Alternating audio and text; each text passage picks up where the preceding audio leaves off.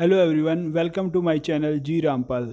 ਅੱਜ ਅਸੀਂ a picture story 3 ਕਰਾਂਗੇ। ਇਸ ਵਿੱਚ ਤੁਹਾਨੂੰ ਬਹੁਤ ਸਾਰੀ ਵੋਕੈਬਲਰੀ ਅਤੇ ਨਵੇਂ ਵਰਡ ਮਿਲਣਗੇ ਅਤੇ ਨਾਲ ਹੀ ਅਸੀਂ ਵੇਖਾਂਗੇ ਕਿ ਕਿਸ ਤਰ੍ਹਾਂ ਇੰਗਲਿਸ਼ ਸਟਰਕਚਰ ਯੂਜ਼ ਕੀਤੇ ਹਨ, ਟੈਂਸਸ ਕਿਹੜਾ ਹੈ ਅਤੇ ਕਿਸ ਤਰ੍ਹਾਂ ਪੈਸਿਵ ਯੂਜ਼ ਕੀਤੇ ਗਏ ਹਨ। So it's very interesting story. Last ਤੱਕ ਵੀਡੀਓ ਵੇਖਣਾ। ਸ਼ੁਰੂ ਕਰਦੇ ਹਾਂ।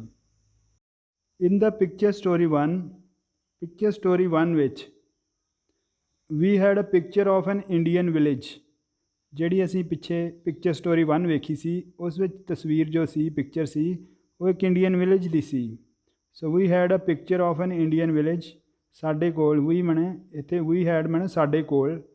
ਸੋ ਹੈਡ ਦੀ ਵਰਤੋਂ ਅਸੀਂ ਵੇਖਿਆ ਪਿੱਛੇ। ਜੇ ਤੁਹਾਨੂੰ ਨਹੀਂ ਆਉਂਦੇ ਤਾਂ ਤੁਸੀਂ ਇਸ ਚੈਨਲ 'ਤੇ ਹੈਡ ਦੀ ਵਰਤੋਂ ਵਾਲਾ ਲੈਸਨ ਵੇਖ ਸਕਦੇ ਹੋ। We had a picture of an Indian village. A picture ਇੱਕ ਤਸਵੀਰ, of the an Indian village ਇੱਕ ਇੰਡੀਅਨ ਵਿਲੇਜ ਦੀ ਤਸਵੀਰ।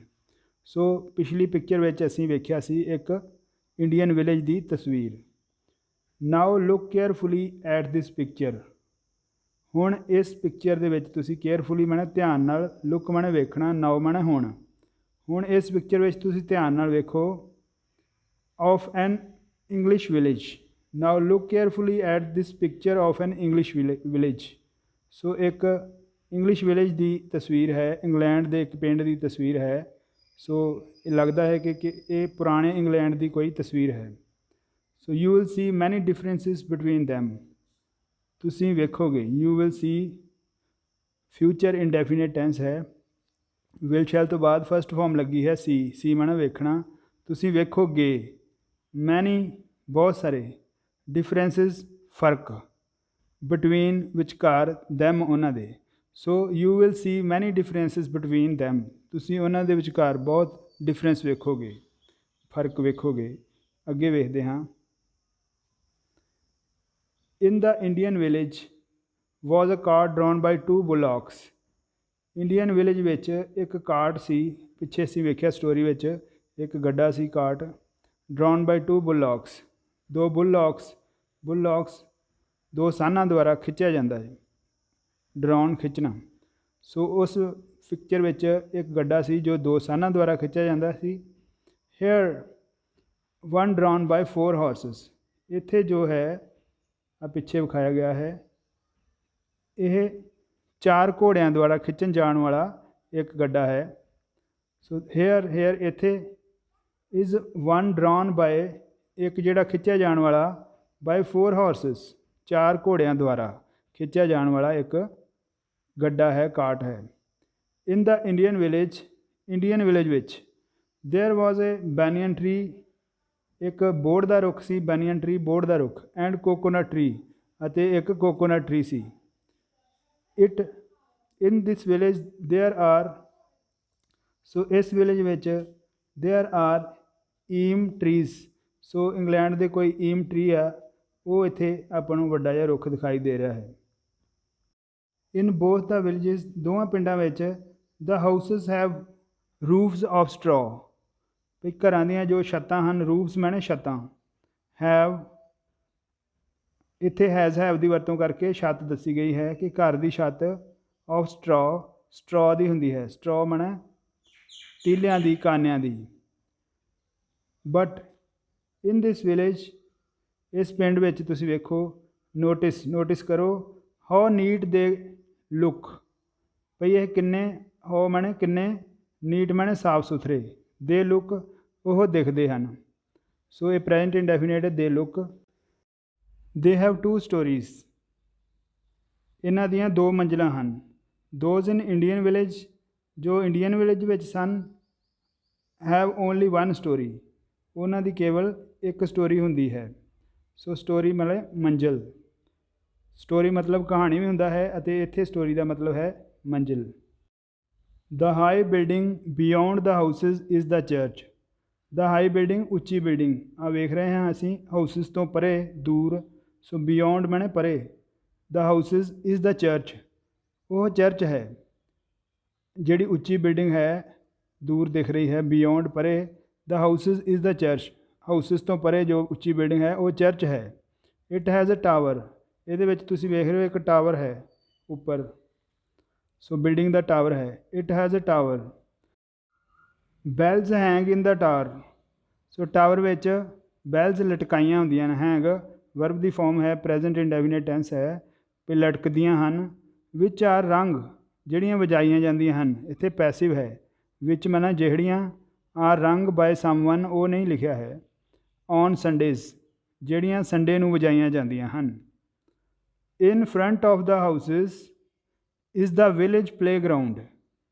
ਇਨ ਫਰੰਟ ਆਫ ਮੈਨੇ ਸਾਹਮਣੇ, ਹਾਊਸਿਸ ਦੇ ਸਾਹਮਣੇ ਅਸੀਂ ਵੇਖਦੇ ਹਾਂ ਕਿ ਇੱਕ ਪਲੇਗਰਾਊਂਡ ਹੈ। Where children are playing on it, ਜਿੱਥੇ ਬੱਚੇ ਇਸ 'ਤੇ ਖੇਡ ਰਹੇ ਹਨ। There is a high tree, एक उच्चा रुख है। In the middle of it, इस दे विचकार, मिड मैंने विचकार, मिडल ऑफ इट इस दे विचकार। एंड राउंड दिस ट्री, अते इस दे दुआले इज़ अ सीट, एक सीट है, एक बेंच है। On which people are sitting, जिस उपर, ऑन विच जिस उपर, जिस दे उपर, पीपल आर सिटिंग ਇੱਥੇ ਲੋਕ ਬੈਠੇ ਹੋਏ ਹਨ। ਇਸ ਦੀ ਪੰਜਾਬੀ ਬੈਠ ਰਹੇ ਨਹੀਂ ਕਰਾਂਗੇ, ਅਸੀਂ ਮੋਸਟਲੀ ਕਰਦੇ ਹਾਂ ਕਿ ਇੱਥੇ ਲੋਕ ਬੈਠੇ ਹੋਏ ਹਨ। ਸੋ ਅੱਗੇ ਵੇਖਦੇ ਹਾਂ। ਸਮ ਬॉयਜ਼ ਆਰ ਫਲਾਈਂਗ ਕਾਈਟਸ, ਕੁਝ ਬੱਚੇ ਪਤੰਗਾਂ ਉਡਾ ਰਹੇ ਹਨ। You can C the strings, ਤੁਸੀਂ ਡੋਰ ਵੇਖ ਸਕਦੇ ਹੋ। ਸਟ੍ਰਿੰਗ ਬਣੇ ਰੱਸੀ ਜਾਂ ਡੋਰ। ਦੈਟ, ਜਿਹੜੀ, ਇੱਥੇ ਦੈਟ ਦਾ ਮਤਲਬ ਹੈ ਜਿਹੜੀ।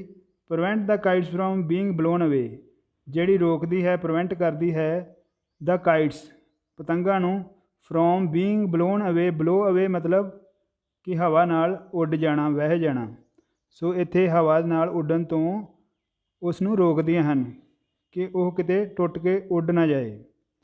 There is also a beautiful rainbow in the sky, so ਇੱਕ ਦੇਅਰ ਇਜ਼ ਆਲਸੋ ਇਹ ਬਿਊਟੀਫੁਲ ਰੇਨਬੋ, ਇੱਕ ਬਹੁਤ ਵਧੀਆ ਸੁੰਦਰ ਰੇਨਬੋ ਵੀ ਹੈ ਜੋ ਮੀਂਹ ਨਾਲ ਬਣਦਾ ਹੈ, ਸਤਰੰਗੀ ਪੀਂਘ। ਇਨ ਦ ਸਕਾਈ, ਸਕਾਈ ਵਿੱਚ।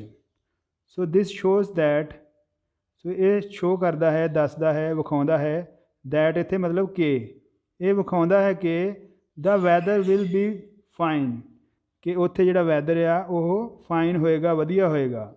On the other side of the bridge, bridge ਦੇ ਦੂਸਰੇ ਪਾਸੇ। Other side of the bridge, bridge ਦੇ ਦੂਸਰੇ ਪਾਸੇ। ਅ ਲਾਰਜ ਕਾਰਟ ਹੈਜ਼ ਸਟੋਪਡ, ਇੱਕ ਵੱਡਾ ਕਾਰਟ, ਇੱਕ ਲਾਰਜ ਮੈਨੇ ਵੱਡਾ, ਕਾਰਟ ਮੈਨੇ ਗੱਡਾ। ਸੋ ਇੱਥੇ ਇੱਕ ਵੱਡਾ ਗੱਡਾ ਹੈਜ਼ ਸਟੋਪਡ, ਰੁਕ ਚੁੱਕਾ ਹੈ।